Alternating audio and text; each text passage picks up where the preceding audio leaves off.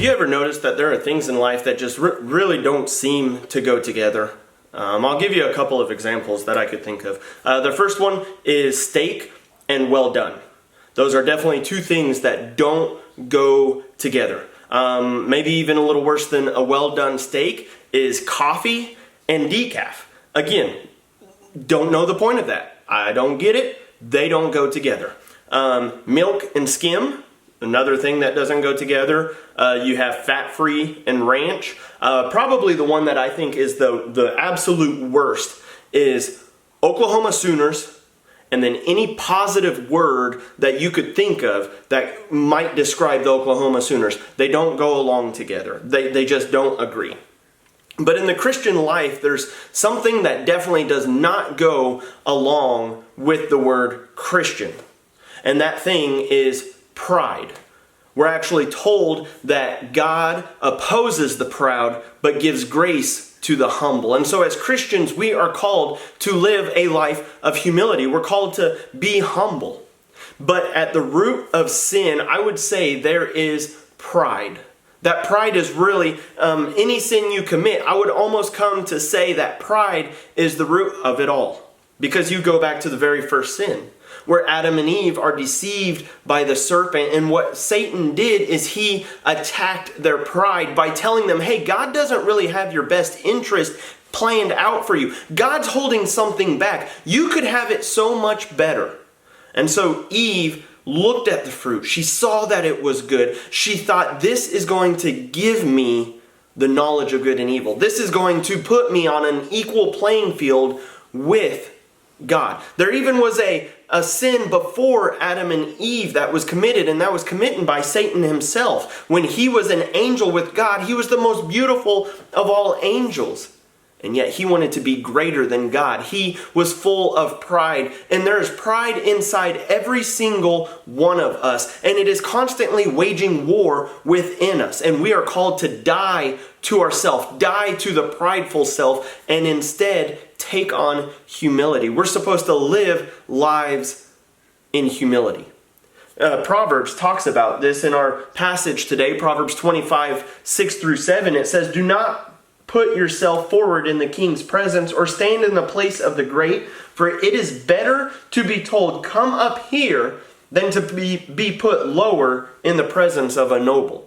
And Jesus, he even reiterated this in the New Testament when he was talking about a banquet. And he said, when you go, don't just sit in the place of power and in a higher place, because what will happen is you're going to get told, this is not where you belong, go down there. But instead, you take the lower place and you bring yourself up. And so we take on lives of humility.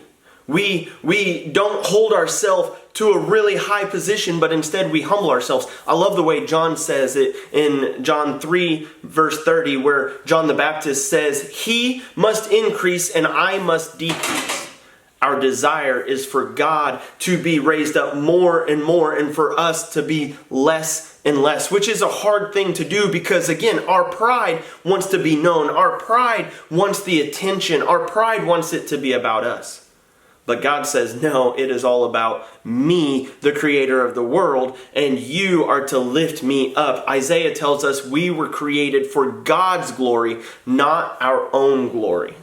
And so we're called to humble ourselves, and God will raise us up. The disciples, when they were walking with Jesus, they asked in Matthew chapter 18, verse 4, or actually in verse 1, they asked, hey, who's going to be the greatest in the kingdom of heaven? Because they wanted positions of power in heaven. And Jesus, looking around, he sees little children. He has them come to him. And he says, whoever is humble like one of these little children, that is who will be greatest in the kingdom of heaven.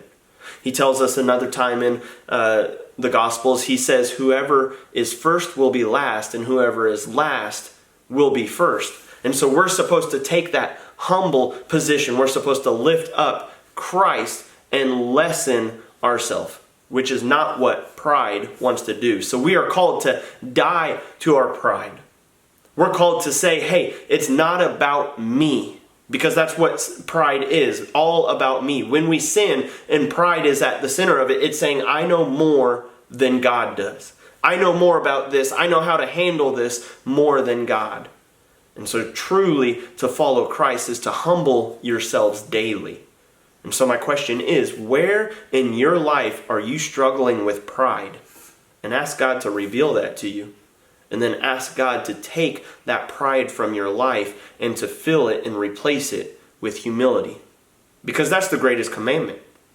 Number 1, love the Lord your God with all your heart and with all your soul and with all your mind and with all your strength. And then Jesus tells us the second is just like it.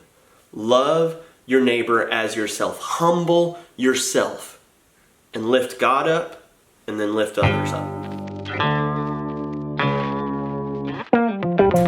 We also wanted to remind everybody about our trick shot competition going on. And so make sure that you record those trick shots, send them in to centerchristian03@gmail.com, and we will compile all of those that we get, and they will be displayed during the 10-minute buffer period before the service on Sunday, and then the winner will be announced Sunday morning.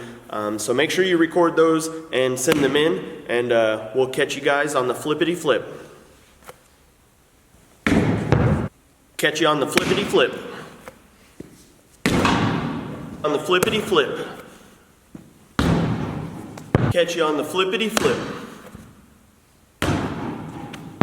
On the flippity flip.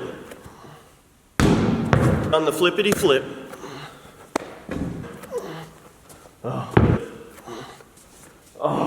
Flip. On the flippity flip.